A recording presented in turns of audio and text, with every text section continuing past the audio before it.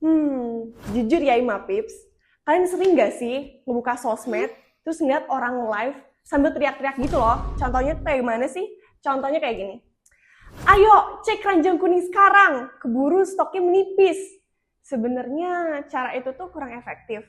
Terus juga sering ngebuat audiens jadi bosen dan ngerasa pengen close aplikasi gitu loh.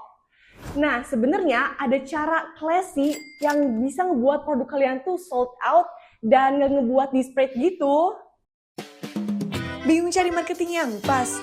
Yuk kupas tuntas di Marketing Talks with Imapod. Balik lagi di Marketing Talks with Imapod. Bareng gue Naswa yang baru aja magang di season 2 kali ini sebagai host. Tapi gue di sini nggak sendiri sih, jujur. Gue di sini ditemenin sama bintang tamu spesial yang tergolong masih muda sih. Terus abis itu udah berhasil ngebangun brand sendiri. Siapakah dia? Jeng jeng jeng, Kak Fuhe. Halo Kak Fuhe. Halo Naswa. Halo, boleh dong kenalan dulu sama Ima Pips. Oke, Ima Pips sekalian, Kak Naswa juga. Sebelumnya aku terima kasih banyak udah bisa hadir diundang ke podcast ini. Dan sekarang aku izin perkenalkan diri. Nama aku Fuhaid Hibatullah, biasa dipanggil Nengok. Enggak dong, salah. Aku biasa dipanggil Fuhaid, karena mungkin nama aku jarang didengar ya. Mungkin Kak Naswa atau Ima Pips pun jarang dengar yang namanya Fuhaid. Unik gitu ya? Unik, jujur. Nah, bisa kalian panggil aku Fuhaid aja. Aku di sini dari Prodi S1 Manajemen Bisnis Telekomunikasi dan Informatika di Telkom University. Dan aku dari angkatan 2025, Kak Naswa. Masih muda lah ya. Masih muda bener. Iya, beneran kelihatannya masih muda. kayak agak kayak abang-abang gitu nggak? Enggak dong, masih muda. Masih muda. Iya. Gimana nih kabarnya? Fuhaid. Alhamdulillah kabar baik. Sampai sini juga dalam keadaan sehat. Jadi alhamdulillah baik banget. Oke Kak Fuhaid. Tadi tuh ya kita baru aja ngebahas tentang hard selling gitu ya. Iya. Yang diterapkan sama pembisnis ya. Oke. Nah, sebenarnya sih hard selling ini tuh kayak kurang efektif karena ibarat kata tuh kayak gini loh. Lu baru kenal nih, tapi udah ngajak nikah. Sama aja tuh kayak lu baru kenal satu produk ini, terus abis itu udah disuruh beli aja, gitu loh. Pembahasannya tentang ini ya, serius? Iya, serius. Menarik ya? Ini jujur sangat menarik. Karena banget. emang bener-bener relate sama keadaan sekarang yang banyak dialami oleh seller-seller. Iya kan. Gitu. Jadi aku setuju sih tadi. Sebenarnya ya Nas, penjualan ini, hard selling ini kayak PDKT. Oh, gimana tuh PDKT-nya? Jadi kan nggak mungkin ya kalau kita misalkan baru kenal nih, langsung ngajak nikah. Kayak, Aduh, orang pasti nggak mau dong, kabur dong. iya. Nah, makanya si hard selling ini kayak PDKT. Jadi kita lebih ke bangun dulu value brand kita, value diri kita dulu juga. Terus juga kita tahu kebutuhan konsumen itu seperti apa, kita riset dulu segala macam. Nggak yang kayak kita bangun brand, terus kita langsung jualan, gitu kurang banget. Jadi nggak kelihatan value di situ tuh apa gitu loh, gitu karena gitu ya? Iya.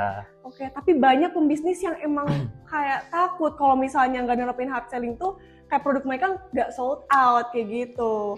Cuma nih, kalau buat Kak Fuhaid sendiri, gimana sih kayak brandingnya gitu ya, yang Kak Fuhaid terapin biar sampai ke target audiens? Kalau cara dari aku nih ya, kalau dari cara brand aku pribadi, kita tuh emang bener-bener, jadi semuanya sendiri. Jadi kita ya seperti pada umumnya lah, kayak mulai konten, tagging video, mix and match, styling kayak gitu. Itu salah satunya. Dan aku tuh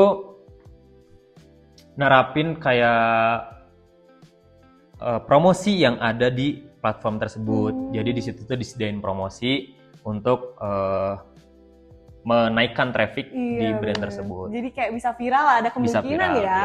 Bener Itu kan? sih salah satu strateginya. Oke, bener sih. Tadi aku setuju yang feed check itu. Karena Iya. kan kebanyakan Gen Z itu kayak feed check gitu kan. Apalagi betul, misalnya betul. sebelum ngampus gitu, Belum mereka juga ngampus. feed check Ya, kan, kayak betul gitu sekali. kan. Oh ya, terus gini nih, kan lu masih muda ya. Ya, Gimana sih cara lo pede gitu ngebangun brand itu? cara biar pede ya. Iya, Jujur ya, jujur. fun fact-nya, aku itu dulu, Mhm. aku orang yang nggak bisa banget depan kamera, nggak pede depan kamera. Pokoknya disorot kamera tuh kayak, Aduh, no banget itu ya. aku malu banget jujur. Oke. Jadi caranya dari aku pribadi, gimana biar pede atau biar apa ya, ada dorongan banget buat kita bikin bisnis, Mhm. itu intinya kita pede dulu dari segala aspek, dari diri kita, terus dari cara kita berinteraksi, Oke. itu semuanya harus kita clearkan dulu, Oke. gitu. Disempurnakan dulu Disempurnakan gitu ya. dulu. Jadi kalau kita mau bangun suatu brand, bangun bisnis, dan itu butuh karyawan, butuh segala macam lah pokoknya. Itu kalau kita nggak bisa berinteraksi dengan baik kan susah ya. Iya, susah sih. Iya, jujur gitu. susah banget. Jadi kayak lebih baik diri sendiri dulu gitu. Nah, ya betul. Jadi mungkin kalau cara dari aku itu sih, gimana kita buat brand di usia muda yang dengan pede dan juga konsisten, itu kita gimana cara berinteraksi sama orang dulu. Komunikasi, pede, gitu. Oke. Tapi nih, awal mulanya lo ngebangun brand tuh gimana? Awal mulanya ya. Awal mulanya. Jadi ya, Imapips sekalian, aku izin spill. Spill nih. Boleh ya? Boleh di spill dong. boleh. Izin banget nih, izin nih. Jadi pertama kali aku buat brand itu sebenarnya nggak terinspirasi dari siapapun karena Soa. Oh, terinspirasi dari diri sendiri nggak? Terinspirasi dari diri sendiri. Oke. Jadi kalau aku balik ke masa yang lalu, Mm-mm. sebenarnya aku itu jujur bukan angkatan 25. Abang-abang tadi dong yang gue sebut. Sebenarnya betul sih. Oke. Jadi aku tuh aslinya lulus tahun 2023. Dan di situ aku gap year selama 2 tahun. Oh, oke. Ya, gap year selama 2 tahun. Di gap year tahun pertama aku sempat ngajar di salah satu sekolah. Gitu kan Aswa. Mm-mm. Kemudian di gap year tahun keduanya baru tuh aku udah beres di ngajar di salah satu sekolah. Keren sih ngajar. Iya. Nah, Alhamdulillah. oke. Kebetulan kemudian di tahun kedua di situ aku sama abang aku tuh kayak menemukan suatu peluang. Nah, pertanyaannya dari mana aku menemukan suatu peluang tersebut? Aku itu jadi kebetulan orang tua aku dari 2018 itu beliau memiliki sebuah toko, dan itu toko offline aja. Itu dia posisinya masih kayak reseller gitu. Oke. Jadi orang tua aku ngambil barang di orang supplier, lain, ya. Mm-mm. terus dia jual di toko itu. Nah, dari situ aku menemukan peluang. Dimanfaatkanlah gitu. peluang itu, dan di 2024 itu aku bangun sebuah brand, dan ya alhamdulillah sampai sekarang masih berkembang dan masih continue, masih berjalan dengan lancar. Oke, tadi disebutin ya kalau di online kan jualannya. Ya. Tapi di offline sendiri ada kan? Ada banget. Spill dong tokonya. Boleh aku spill. Jadi Oke. di offline store-nya itu masih di Bandung, Kanaswa. Jadi untuk lokasi tepatnya itu ada di Andir Trade Center. Oh. Tempatnya itu kayak kurang lebih kalau Imapips tahu nih yang orang-orang Bandung, itu kayak pasar baru. Oke. Kayak pasar baru. Tempatnya seperti itulah. 11-12 gitu ya? 11-12 ya. Cuma emang belum terlalu famous banget. Jadi, tapi alhamdulillah untuk pelanggan-pelanggannya masih banyak aja sih yang berkunjung, walaupun dari luar kota pun masih banyak. Ya. Mau di-spill nggak nih jualan lo? Oh boleh. Kebetulan aku bawa juga produknya. Ayo, Jadi tunjuk. buat Imapips yang mau belanja produk aku juga boleh banget. Jadi untuk nama brandnya sendiri ini Likuna. Likuna. Oh, Likuna menarik. ini Ada ini nggak? Ada artinya nggak? ada dong. Apa dong? Coba. Artinya itu dari kebetulan kesatuan nama keluarga ya, nama-nama Oh. keluarga. Tapi BTW nama aku nggak ada FF-nya ini. Iya ya, sumpah. Yang Q ada QL. Mana Iya. yang L? Jujur nama aku nggak ada di sini. Tapi kelihatannya kayak elegan gitu kan. Iya, Walaupun itu dari nama keluarga. Tapi itu awal idenya dari mana? Awal idenya kita waktu itu sempat diskusi sama abang aku, orang tua.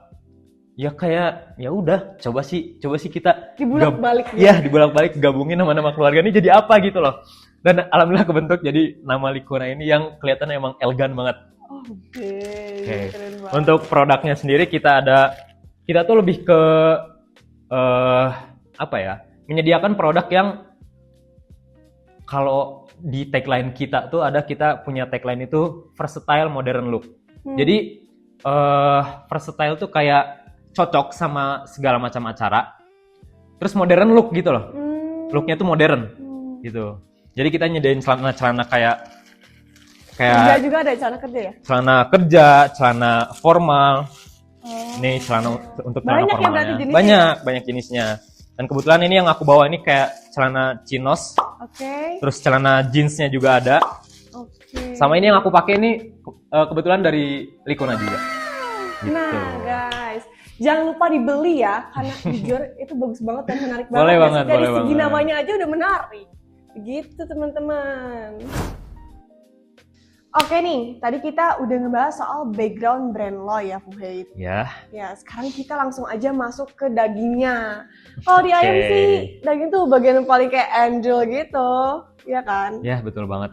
Atau emang lo lebih suka kulit dibanding daging ayam?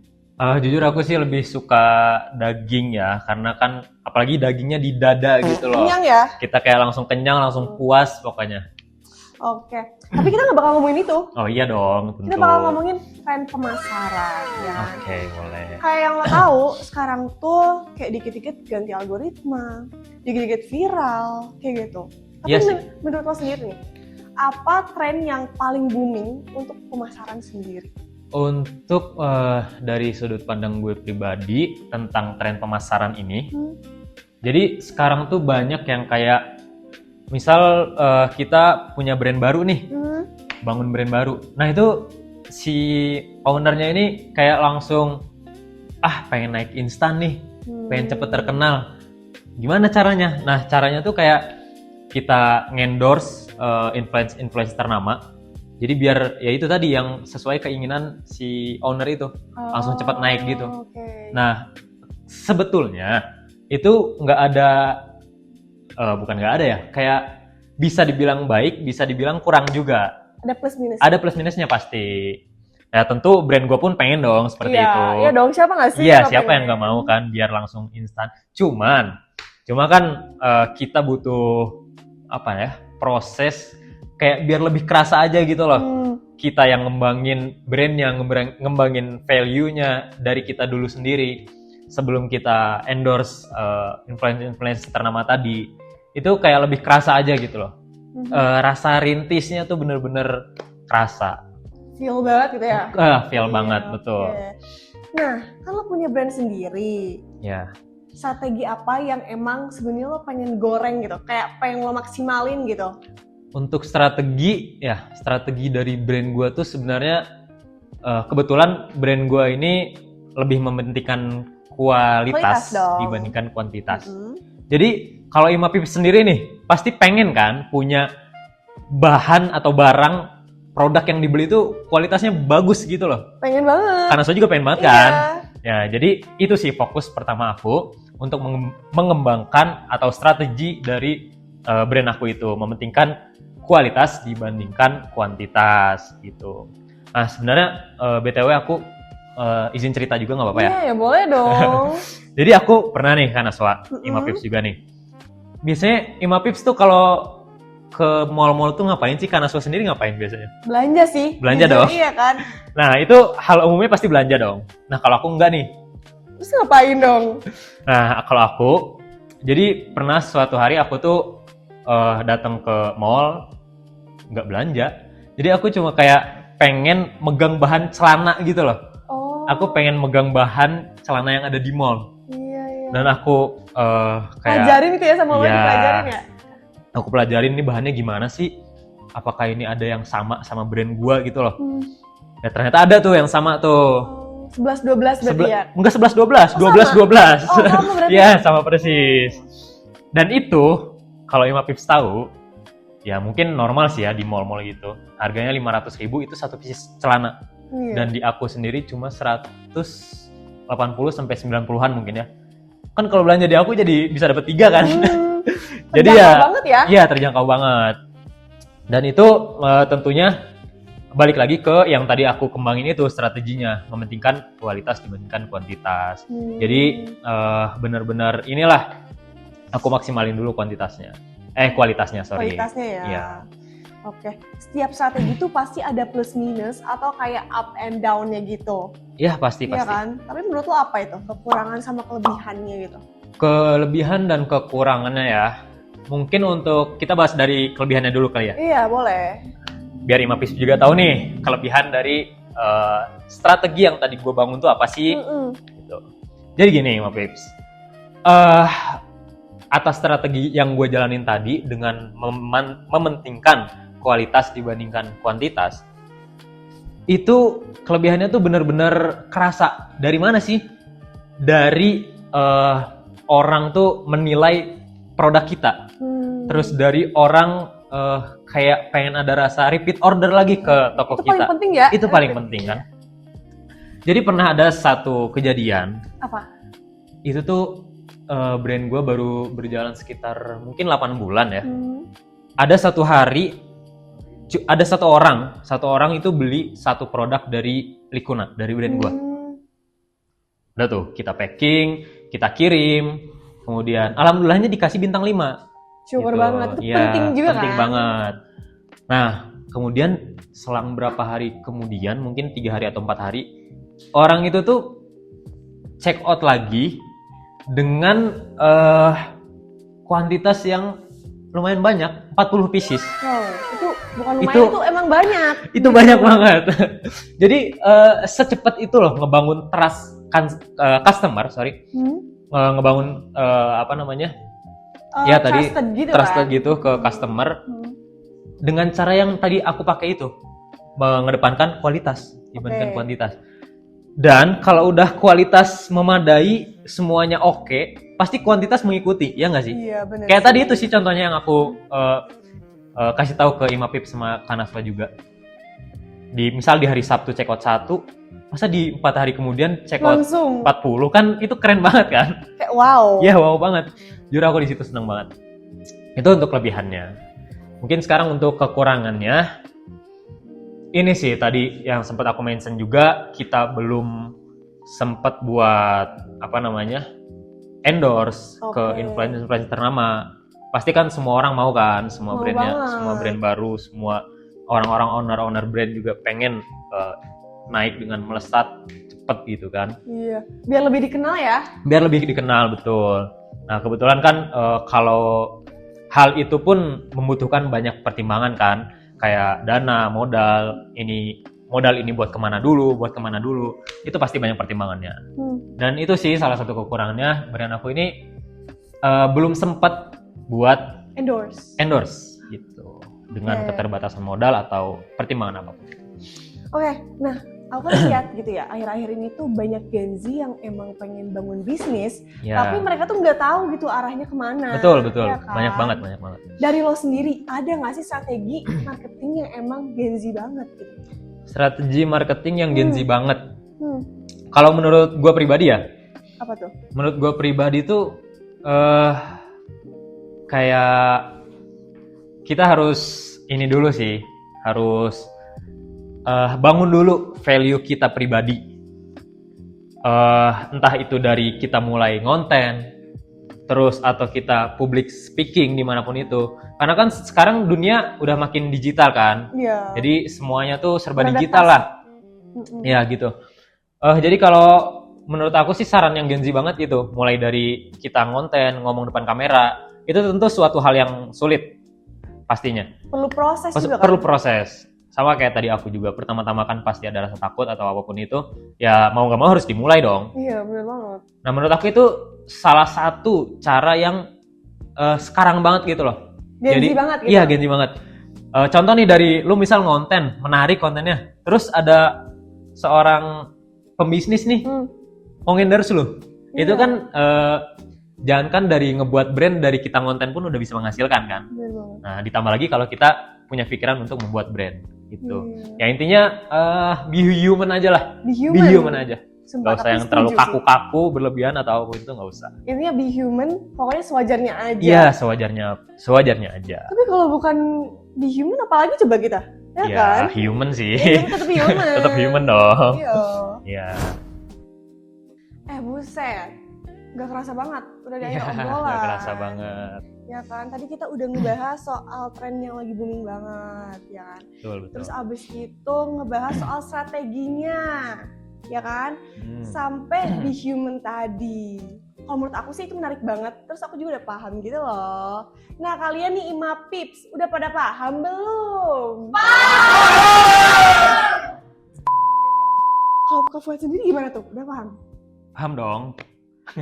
harus paham. Ya kan? Jadi semoga tadi yang semua yang aku sampaikan aku bagiin ke Ima Pips kalian, ke teman-teman semua yang nonton podcast ini, semoga dapat dicerna dengan baik. Terus semoga jadi mungkin motivasi juga ya buat memulai. Terus kalau dari aku juga buat teman-teman Ima Pips nih sekalian semuanya, ayo kita mulai bareng-bareng, ayo kita mulai kembangin value kita, temukan passion kita di mana, mulai bangun bisnis, mulai juga buat percaya diri. Semuanya itu kita harus tumbuhkan, kita harus coba bareng-bareng. Bener. Agar semuanya itu bisa terrealisasikan. Ya, Nggak gitu. stuck gitu ya? Nggak stuck. Oke. Nah, bagi kalian yang dari tadi lagi nonton gitu ya, sambil bingung, gimana ya? Aduh, takut gagal buat bangun bisnis. Atau kayak bingung soal strateginya. This is your sign, best. Jujur. Nah, jadi intinya jangan takut buat coba, ya kan? Iya, konsisten, bener gak sih? Betul banget. Terus aku ada pesan terakhir juga. Apa tuh kamu hate? Jadi semua manusia, semua orang tuh pasti ada rasa takut gagal. Itu semuanya pasti sih. Terus pasti ada ngerasain juga rasa jatuh bangun. Nah itu jangan khawatir teman-teman. Jangan khawatir Ima Pips semua. Karena kita harus percaya sama kata-kata dua kalimat indah, yaitu setiap kesulitan pasti ada kemudahan, dan itu pun diulangi lagi. Dan sesungguhnya di setiap kesulitan pasti ada kemudahan. Wow, keren sih jujur kata-katanya. Terus kalau dari Rhyme Lode, itu setiap mendung tuh pasti ada pelangi. Gitu kan Aswa. Oh iya, tapi guys jangan lupa check out Kafu Hate. Aduh, jangan dong, masa aku Jangan yang ya? di-check out. Produknya berarti yang Check out produknya aja. yang di check out produknya. Ya. Last but not least, bagi kalian yang emang penasaran sama marketing gitu ya, terus kayak pengen memperdalam, terus aja pantengin konten kita di TikTok, Instagram, YouTube, IMASC Telkom University. Oke, gua Naswa. Gua Fuhed. See you in the next Marketing Talks with Imapod.